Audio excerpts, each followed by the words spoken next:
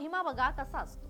कालपर्यंत ज्या दारात लग्नाची गडबड होती, जिथे सनईचे सूर घुमत होते आणि जिथे आनंदाला उधाण आलं होतं, तिथे आज फक्त रडण्याचे आवाज ऐकू येत आहेत। ज्या हातांनी मुलीच्या डोक्यावर बाशिंग बांधायचं होतं, आशीर्वाद द्यायचे होते, त्याच हातांना आज नियतीनं कायमचं हिरावून दिलंय। एक बाप जो आपल्या मुलाच्या आणि मुलीच्या लग्नासाठी जीवाचं रान करत होता। उद्या मुलीचं लग्न होतं, उद्या लेक सासरी जाणार होती। समोर लग्नाचा मांडव सजला होता। नवरीच्या हातावरची मेहंदी अजून सुकलीही नसेल, नवरदेवाच्या डोक्यावर अक्षता पडण्याची वेळ झाली होती। पण पहा, अक्षतांच्या जागी आज आसवांचा पाऊस पडतोय। ज्या हातांनी बापानं आपल्या लेकरांच्या लग्नाचा मांडव टाकला, त्याच हातांना निरोप देण्याची वेळ आज मुलांवर आली। नमस्कार, मी मृणाली पिळणकर। घरात आनंदाचं वातावरण होतं, कारण लाडक्या मुलीचं उद्या आणि मुलाचं आज लग्न होतं। सगळीकडे आनंदी आनंद। पाहुणे आले, सनई चौघडे वाजू लागले। मात्र तितक्यात एक बातमी कानी आली आणि सगळीकडे सुन्न शांतता पसरली। बातमी होती, ज्या घरात लग्न होतं त्या लेकरांचा बाप आता राहिला नाही। घरातून सकाळी आनंदानं गेला, मात्र परत आलाच नाही। पायी चालत असताना वेगात आलेल्या दुचाकीनं त्यांना जोरदार धडक दिली आणि या अपघातात त्यांचा मृत्यू झाला। आणि होत्याचं नवतं झालं।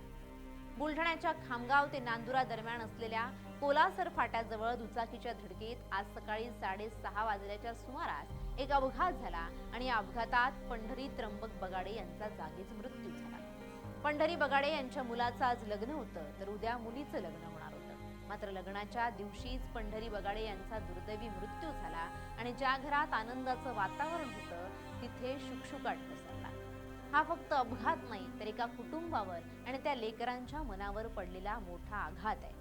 त्या बापाच्या मनात किती हौस असेल ना, मुलाच्या वरातीची आणि लेकीच्या पाठवणीची। पण नियतीने असा खेळ मांडला की आनंदाची हळद आता अश्रूंमध्ये मिसळली। एका बाजूला लग्नाचा मांडव उभा आहे आणि दुसऱ्या बाजूला त्याच वडिलांचा अंत्यविधी। अपघात फक्त एका माणसाचा जीव घेत नाही, तर संपूर्ण कुटुंबाचा आधार हिरावून नेतो। आज अख्खं गाव हळहळतंय, कारण नियतीनं एका बापाची लेकराचं लग्न पाहायची संधी हिरावून घेतली। त्या बापाच्या मनात किती हौस असेल ना, मुलाच्या वरातीची आणि लेकीच्या पाठवणीची।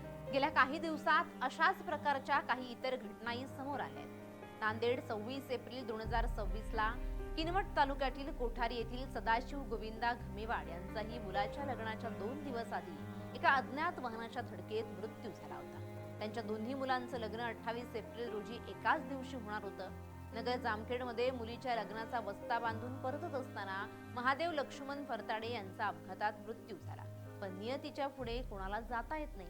ज्या बापाच्या खांद्यावर बसून जग पाहिलं, आज त्याच बापाला खांदा द्यावा लागणार आहे।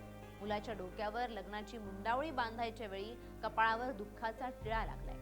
दारात सजलेली ती नवरीची गाडी आणि शेजारीच उभी असलेली ही वडिलांची तिरडी हे दृश्य काळजाचं पाणी करणारे आहे। मांडवातून सनईचे सूर नाही, तर आता हुंदके ऐकू येत आहेत।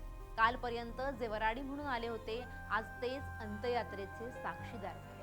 बाप घराचा आधार असतो, पण आज तोच आधार सोडून गेल्यावर या मांडवाखालची सावलीही परकी झाली आहे। एका बाजूला लग्नाची तयारी आणि दुसऱ्या बाजूला आयुष्याची अखेरची वारी। यालाच म्हणतात नियतीचा अजब खेळ।